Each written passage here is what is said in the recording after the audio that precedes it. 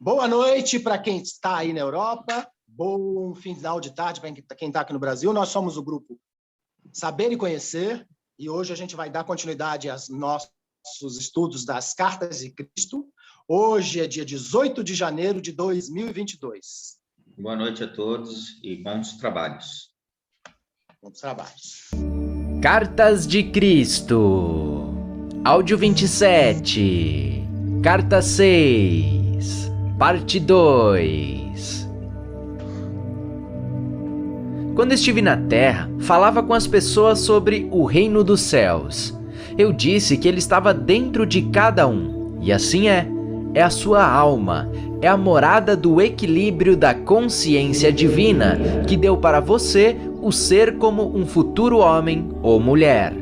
Desejo muito poder depositar em sua mente uma visão mais ampla de sua fonte de ser, para que você possa perceber com um pouco mais de clareza o seu começo, de onde você veio. Você também deve compreender que sempre que pronuncio uma palavra para descrever aquele que verdadeiramente não é conhecível, eu mesmo estou nas mais altas frequências infinitesimais de vibração, no limite do grande equilíbrio universal, de onde todas as coisas retiram o seu ser e sua forma.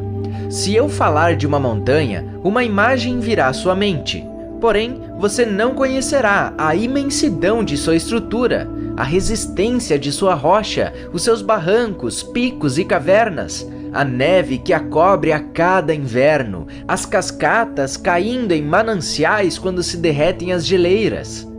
Para que você tenha um vislumbre da grandeza da montanha, eu teria que entrar em uma descrição detalhada de cada canto e recanto.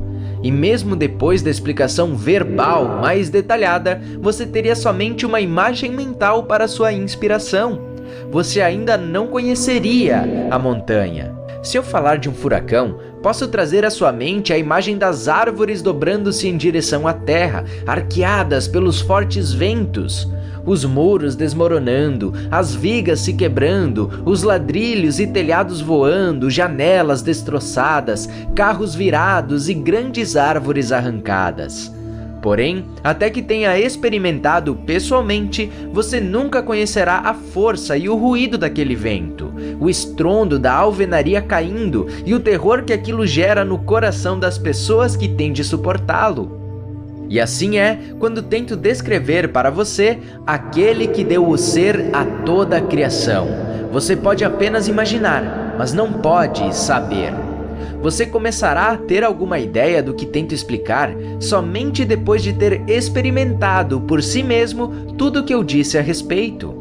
Portanto, não deixe que ninguém que tenha lido minhas cartas discuta com quem quer que seja, ou negue a verdade do que estou ensinando, ou rejeite as minhas palavras, pois eu digo verdadeiramente que vocês não podem conhecer plenamente aquilo que ainda não experimentaram. Apenas aqueles que me seguirem com aceitação e fé na meditação diária, na purificação da consciência e na oração fervorosa, pedindo iluminação, no final obterão vislumbres cada vez mais profundos e, portanto, experiências daquilo a que a criação mesma pode dar acesso, a consciência divina. Talvez você se pergunte: qual é a diferença entre a consciência universal e a consciência divina? A consciência universal é o reino universal do espaço, onde ninguém pode entrar ou acessar, uma vez que ele permanece em um estado de equilíbrio e de energia autônoma. A consciência divina é a reunião dos impulsos originais dentro da consciência universal, que foram liberados para converter-se na atividade e na substância da criação no momento do Big Bang. Impulsos se dividiram na explosão e então se reuniram num estado de mútua retenção. Estavam destinados a trabalhar para sempre no reino criado, separadamente, se manifestando como energias, ou em conjunto, retidos em equilíbrio. É somente nesse reino da consciência divina que a ciência pode penetrar. Talvez o parágrafo seguinte explique isso com maior clareza. Consciência universal, personificação dos impulsos universais, impulso da vontade de criar, em mútua retenção com impulso do propósito de experienciar a si mesmo, inteligência em mútua retenção com amor, impulso da vontade inteligente, equilíbrio com impulso de propósitos amorosos. Tendo dado essa descrição da consciência universal em palavras intelectuais, você não estará mais perto de poder apreciar a sublime magnificência da grandeza do poder, nem da beleza, da alegria, da harmonia, do êxtase contido na cor e som muito além de sua dimensão.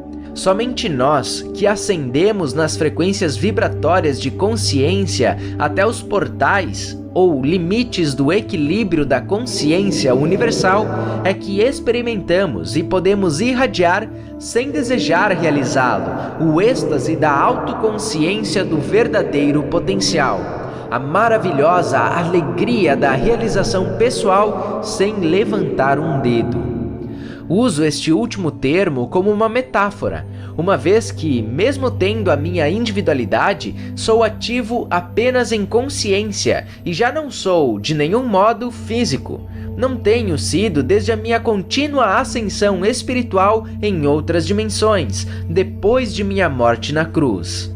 Talvez você se pergunte como é possível que impulsos universais tão enormes estejam em um estado de equilíbrio.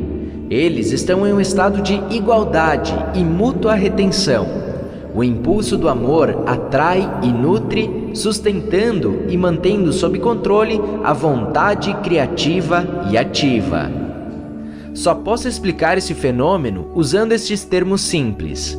Se eu colocar a palma de uma mão em cima da palma da outra, com as pontas dos dedos de cada mão tocando o impulso da outra mão, e tentar separá-las ao mesmo tempo que as mantém firmemente apoiadas uma sobre a outra, terá alguma ideia do significado de equilíbrio ou retenção mútua.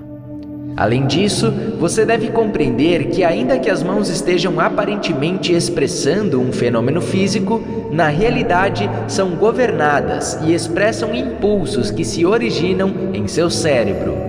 Seu cérebro pode ser o veículo para expressar ideias conscientes, impulsos, mas, na verdade, o impulso é a realidade de todo movimento de todo tipo, e não o cérebro físico, que é simplesmente um instrumento de expressão de tais impulsos. Tenho trazido a você apenas uma narração intelectual da consciência universal. Como posso descrever para você o poder latente, a magnificência da reverência, o êxtase, a felicidade radiante, o absoluto estado de satisfação, paz e harmonia de seu ser?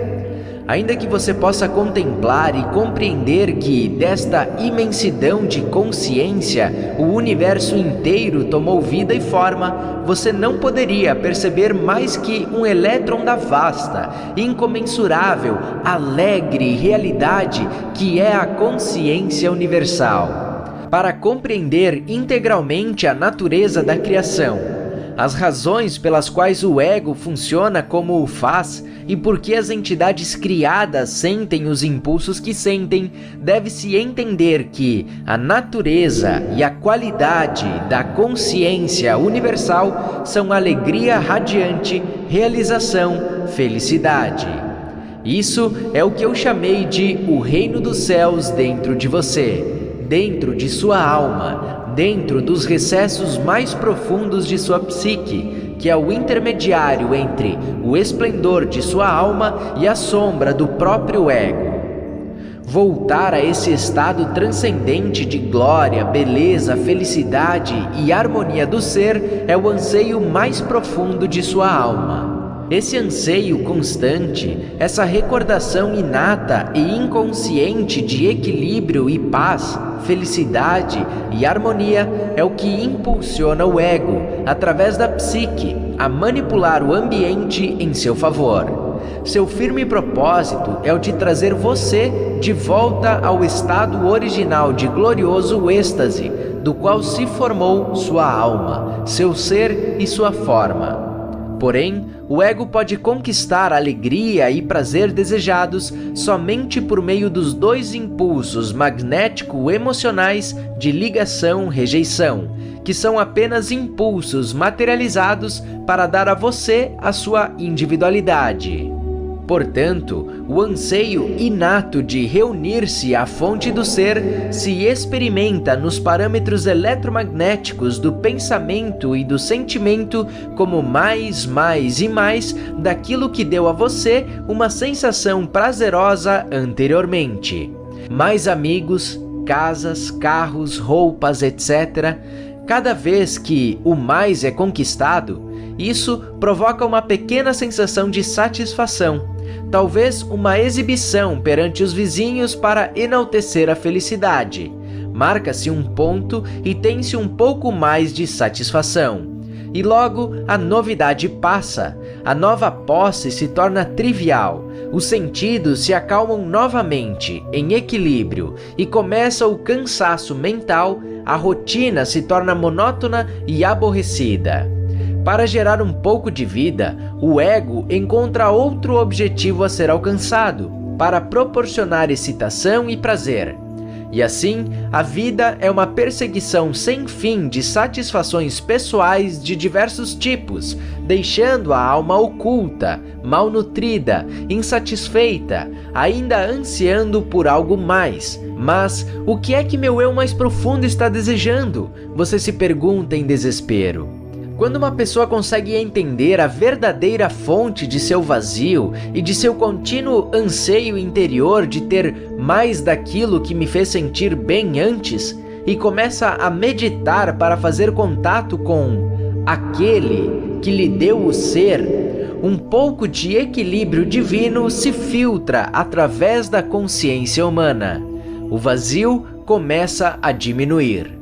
Se de fato tal pessoa vislumbra algo do eterno e do verdadeiro objetivo da vida, o desejo de mais posses acabará por morrer de morte natural. O desejo por mais posses será gradativamente substituído por uma sincera apreciação do que já tem e um sentido de contentamento constante. Através das experiências e intervenções milagrosas ou das atividades da consciência divina em sua vida diária, a consciência humana se eleva enormemente e aprende que suas necessidades diárias são satisfeitas da melhor maneira. Aumenta-se a fé e a alegria se intensifica.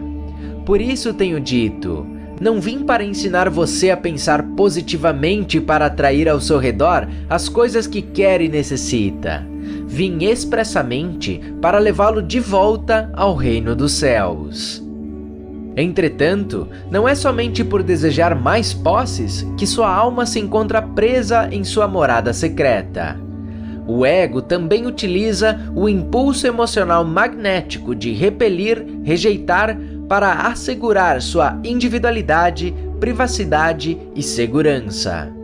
Esse impulso assume diversas formas projetadas para dar uma sensação de superioridade ou elitismo que o protege de pessoas que você considera indesejáveis ou que tenham menor posição social que você. Esse impulso egocêntrico é praticado continuamente e acredita-se que é perfeitamente aceitável, mesmo nas igrejas. A verdade é, quando a alma começar a ganhar um pouco de controle sobre o impulso do ego, ela repreenderá a personalidade humana por seu egoísmo e exclusividade. Ela exigirá da psique adotar o amor incondicional e a crença na universalidade e na unidade de todas as pessoas, não importando quem sejam. Quem sabe agora você possa entender mais facilmente como e por que a criação de sua individualidade por meio do ego formou a grande cápsula dos impulsos físicos que produziu e encerrou sua consciência humana, criando tanto sua forma física como sua personalidade humana. Uma vez que governa sua mente e emoções, pensamentos e sentimentos, ela impede você de fazer contato com a fonte de sua vida e com sua alma. Seu verdadeiro propósito na vida é alcançar o domínio do seu ego, estendendo seu pensamento e sentimento para aquele que você percebe estar por trás da criação, pedindo continuamente por iluminação. Este é o primeiro passo que uma pessoa deve dar em direção àquele glorioso momento em que fará contato com o divino, e em seguida prosseguir através de uma contínua purificação do impulso do ego até o retorno a esse estado celestial, onde nasceu sua alma e de onde precede a sua individualidade. E como se deu a criação da individualidade? Como eu disse antes, a consciência universal alcançou o ponto máximo de mútua retenção e houve uma explosão que separou e dividiu o impulso da vontade criativa do impulso de propósitos amorosos, os quais se separaram e se fizeram ativos na criação como Pai, inteligência, Mãe, amor, vistos como eletricidade, magnetismo, ligação, repulsão, vida, reunidos em equilíbrio como consciência divina, vida. Portanto, o mundo visível, longe de ser sólido e matéria imponderável, na realidade é mente, atividade, trabalhando sempre em conjunto com o emocional, magnético, ligação, repulsão, também conhecido como atração, ligação. Pai, inteligência, eletricidade física e Mãe, amor, físico-magnético, ligação, rejeição. Juntos produziram um filho, o ego. Este impulso de individualidade nasceu e tomou forma consciente e inalterável dentro das energias da criação para assegurar que as várias forças elétricas expressas como prótons e elétrons e o resto do grupo de partículas descobertas com excitação pela ciência não escapassem voando ininterruptamente em um distante estado sem forma, mas que fossem contidas e controladas pelo impulso magnético, ligação-rejeição da Mãe Amor, para chegar à manifestação de uma forma. A ciência talvez conteste os parágrafos anteriores, uma vez que ela tem se esforçado bastante para descrever os vários processos de ligação, aplicando diversos termos às energias de ligação. A ciência é bem-vinda para nomear as energias de ligação ou atração, com a terminologia que desejar. Porém, permanece o fato de que essas energias tomaram forma do grandioso e primordial impulso de Mãe Amor, cuja função primordial de consciência é a de dar forma à individualidade. O impulso do Pai Vida Inteligente fornece o ímpeto elétrico para a criação. O impulso da Mãe Propósito Amoroso proporciona a ligação para reter o ímpeto elétrico e colocá-lo sob controle na individualidade. O impulso da Mãe Propósito Amoroso proporciona também o impulso Repulsão-Rejeição para assegurar a sobrevivência da individualidade. Este é o processo da criação. A ciência só pode se aproximar da criação como espectadora.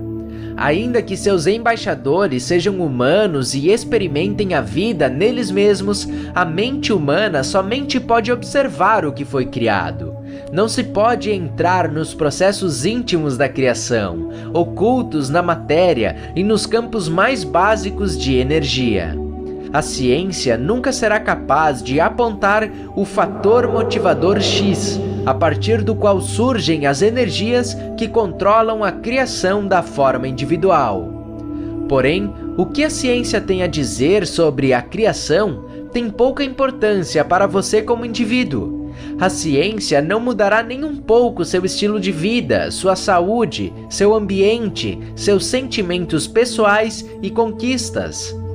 O que você precisa saber, e o que vim expressamente explicar, é como escapar do impulso egoísta, possessivo, protetor que foi dado a você pelo ego, para assegurar sua individualidade e sobrevivência e sua aspiração inata para retornar à alegria e felicidade da qual surgiu a vida de toda a criação. Esta é a razão pela qual vim originalmente à Terra e por que venho neste momento, para fazer algo que nenhum cientista jamais poderá fazer para você: ajudar sua alma a emergir dos confins do seu impulso egocêntrico e lançá-la em um novo programa de vida para os seus pensamentos e emoções, que expressará diretamente a vida da consciência Pai-Mãe que foi injetada em você e em toda a humanidade no momento da concepção. Em virtude do próprio ego possuir o ímpeto elétrico da atividade e criatividade e os impulsos magnéticos emocionais de ligação-rejeição, o que quer que nasça do impulso do ego através de seus pensamentos, sentimentos e ações estará carregado de vida física eletromagnética que reproduzirá formas de vida idênticas, que serão finalmente materializadas na vida do ego criador. Essas formas criadas não se manifestam apenas como experiências, mas também perturbam o funcionamento dos processos físicos do seu criador e são a origem dos desconfortos físicos, dos vírus ou das doenças. Assim, é causa de grande alegria quando a alma emerge da consciência humana encapsulada pelo ego, pois a consciência espiritual ascendente criará as condições harmoniosas e vivificantes que ela guarda na consciência. Por outro lado, é causa de tristeza quando a consciência humana está submetida ao controle do ego, produzindo aborrecimentos e atribulações nas experiências da vida e na condição física em si. Portanto, digo, se você não gosta de seu mundo, tem o poder dentro de si para mudar as suas condições de existência, exatamente onde você está, se tiver a fé e a vontade constante de fazê-lo. Repito de outra maneira para ganhar sua atenção. Se você continuar no nível atual de pensamento e funcionamento humano, somente experimentará seu nível atual de existência humana. Você será obrigado a trabalhar duramente por uma vida mesquinha, marcada por inúmeros problemas, tais como pobreza, saúde precária e vícios, imobilizado pelo medo desmoralizante e exposto a ataques mal intencionados de todo tipo. Suas condições atuais o sobrecarregarão até que você compreenda como mudá-las. Esta é sua oportunidade de ouro para assumir as rédeas de sua vida como nunca o fez antes, tomando o controle de seus pensamentos e emoções, seus impulsos elétricos e magnéticos, que são o molde de suas experiências futuras. Pois você é como um ceramista que possui argila e diariamente molda vasilhas e utensílios para seu uso. A consciência é a argila, a substância com a qual você cria a sua vida e cada condição relacionada a ela. Você, sozinho, molda a sua vida na forma que ela tem.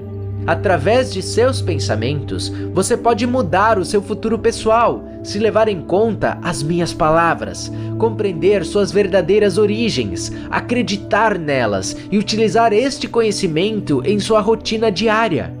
Você pode afetar seu ambiente, seu lar, sua família, seu trabalho, as pessoas com as quais se relaciona, assim como também as plantas, os animais e o clima. O que você mantiver firmemente em sua mente é o que exteriorizará.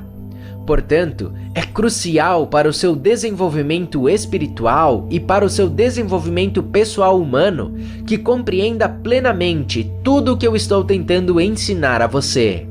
Não pense que estas cartas que apresento são demasiado difíceis de compreender, passando em seguida para uma maneira mais fácil de encontrar a felicidade. Creia-me, Não há verdade nem caminho mais fácil para encontrar o equilíbrio e a felicidade que você procura, porque minhas palavras descrevem a verdade universal da existência e da vida, com a qual você está atualmente construindo ou destruindo a sua vida. Ao mesmo tempo, você pode ter certeza de que nunca poderá criar novas condições para você mesmo até descobrir por que e como criou condições negativas e destrutivas no passado. Tudo que você vive neste momento foi criado e colocado em movimento com pensamentos, palavras e ações no passado, de modo que não se ressinta com suas circunstâncias atuais, uma vez que você mesmo as criou. Seja sensato, leia estas cartas e dedique toda a sua força e vontade para descobrir os meios que você usou no passado, em sua ignorância, para estragar a sua vida. Em seguida, tome as medidas necessárias para purificar a sua consciência. Talvez você se pergunte, por que devo purificar a minha consciência? Continua no próximo áudio.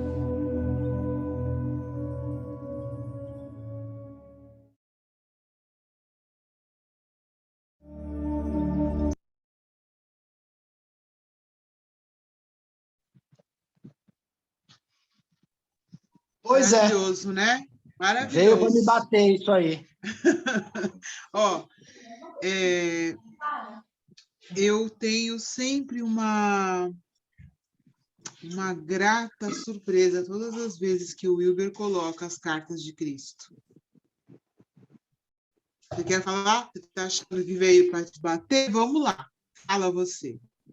Não, é que nesses últimos dias aí eu estou brigando com meus defeitos psicológicos, né? E logo no começo ele começa a falar de uma certa coisa que a gente tem, né? Que é um defeito psicológico, que é um ego, que é cobiça, é querer ter, sabe, ter coisas, mais coisas. Ele começou a falar daquilo ali, eu comecei a me ver ali, porque eu andei desejando algumas coisas, né? Que eu não preciso ter, que não tenho necessidade de ter.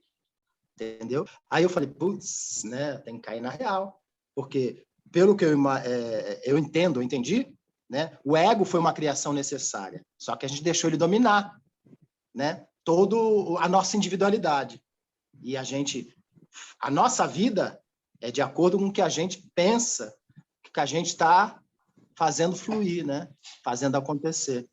Mais ou menos isso aí, acho que vocês devem ter entendido meu ponto de vista, né, com relação a isso aí. Perfeitamente, eu acho que é isso mesmo, é o que ele fala ali, né? Na verdade, a gente nunca está contente com o que tem, né? Sempre quer mais. Isso é a dominância do ego. Eu acho que é isso que você está falando, Tunei. Hoje em dia, eu tenho um ponto, você, acredito também, muita gente, assim, não, o passarinho vive com nada, né? Ele come e bebe água todo dia, né? E não precisa de nada. É isso que a gente tem que...